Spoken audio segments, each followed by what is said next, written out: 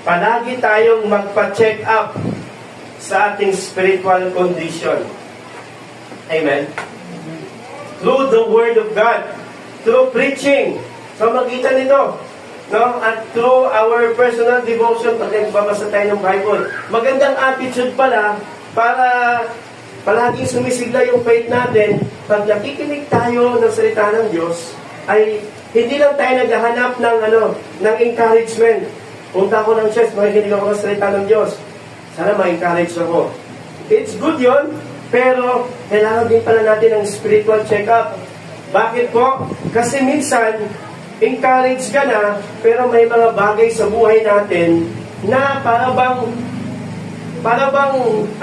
yung lason sa buhay natin, mga masasamang bagay sa buhay natin na kailangan nating tanggalin sa magitan po ng salita ng Panginoon.